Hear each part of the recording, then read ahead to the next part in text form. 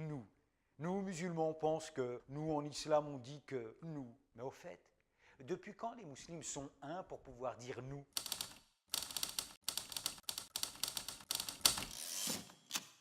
Assalamu alaikum.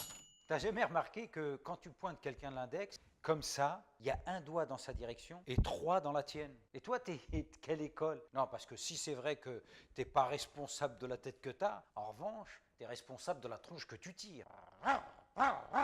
Et je sais pas si c'est l'époque qui veut ça, mais côté musulman, question responsabilité, c'est pas vraiment tendance. Hein. Ah bah il n'y a qu'à tendre l'oreille pour s'en convaincre. Tiens, toi par exemple, si tu crois devoir expliquer l'islam, ou si tu te sens obligé de te justifier en tant que musulman, tu le feras en utilisant la première personne du singulier, je, ou tu préféreras opter pour la première personne du pluriel, nous, nous, nous.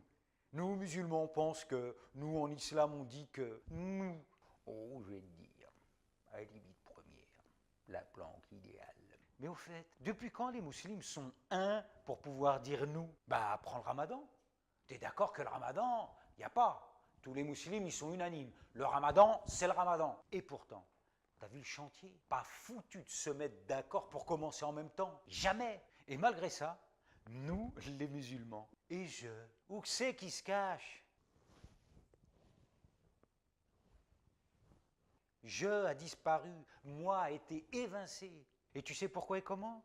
Parce que je n'est pas à la hauteur des exigences, des vraies exigences de son dîne. Bah déjà, il faut avoir conscience que Dieu a créé je responsable. Et au cas où je l'aurais pas remarqué, eh bien dans responsable, il y a le mot réponse, c'est-à-dire capable de répondre de ses actes. Alors si je se cogne contre un mur, il ne doit pas dire comme les Arabes, Darabni al-hayt, le mur m'a cogné. Ou si je loupe son train, qu'il évite le train est parti sans m'attendre. Et cette responsabilité implique aussi la justice, toute la justice, rien que la justice. Pas de solidarité aveugle avec les musulmans, pas même avec la famille, si c'est au détriment de la justice. Oh, vous les croyants, observez strictement la justice et soyez des témoins véridiques comme Allah l'ordonne, fût-ce contre vous-même, contre vos pères et mères ou proches parents. Sourate 4, verset 135.